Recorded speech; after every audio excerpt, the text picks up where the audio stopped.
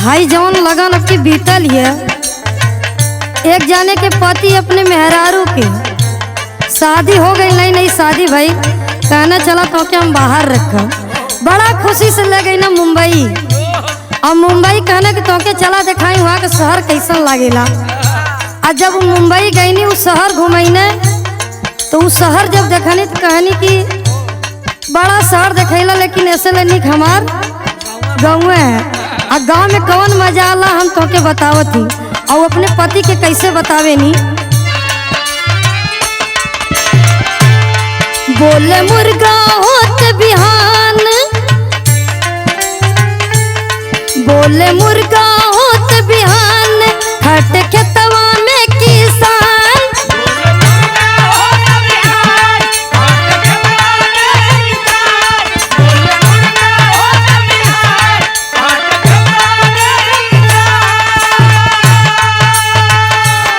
बोले मुर्गा होत बिहान, खट खेतवा में किसान। कोई लड़कों के निमिया डरिया, बोले कौआ ना। कोई लड़कों के निमिया डरिया, बोले कौआ ना। लागे शहर से सुनर हमर गाँव ना।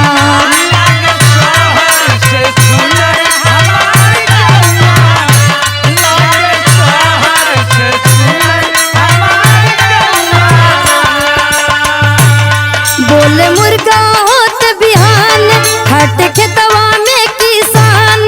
कोई लड़कों के निमिया डरिया, बोले कौआ ना। कोई लड़कों के निमिया डरिया, बोले कौआ ना।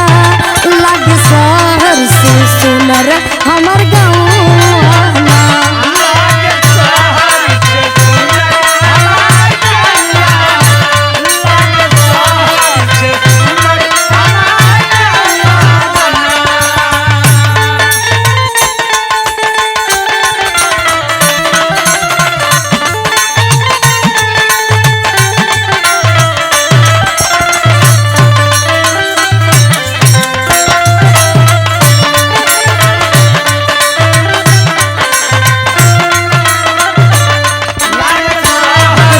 सुनरा हमर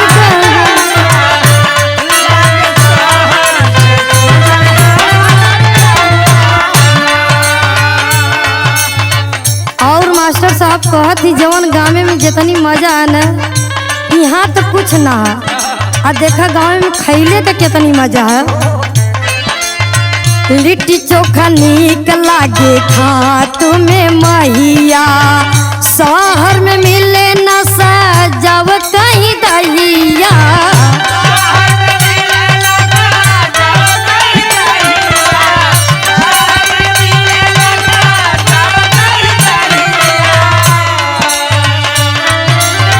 लिट्टी चोखा नीक लागे खात में मैया, शहर में मिले न सजाव कहीं दहिया। भुइया बैठल खाल बरात, पूरी सब्जी दाल भात।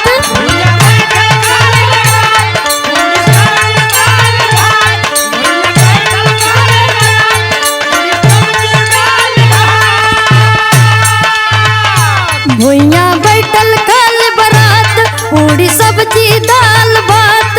धोती कुर्ता गमछा घाटी पहिनौआ ना। धोती कुर्ता गमछा घाटी पहिनौआ ना। लागे शहर से सुनर हमर गाँव ना।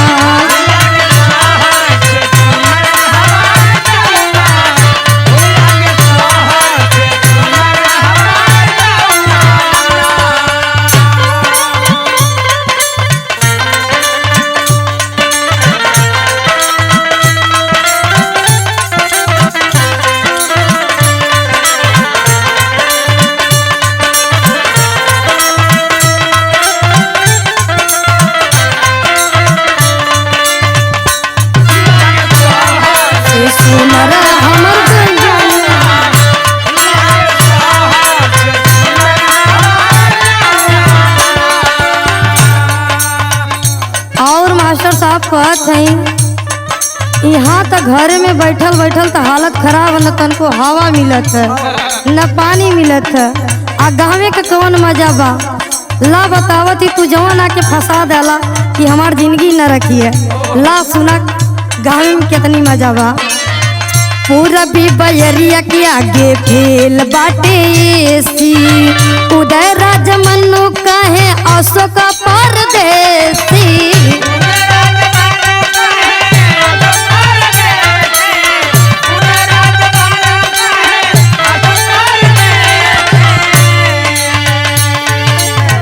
पूरा भी बयरिया के आगे फेल बाटे एसी, उदय राजा बाला कहे अशोक परदेसी।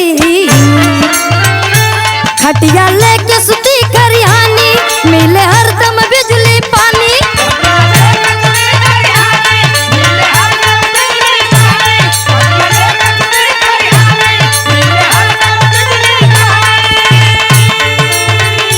खटिया लेके सुती खरिहानी, हरदम मिले बिजली पानी।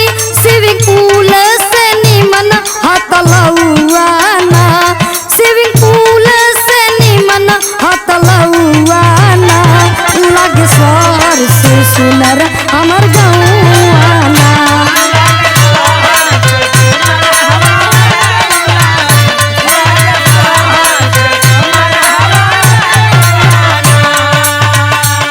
बोले मुर्गा होत बिहान, हट खेतवा में किसान।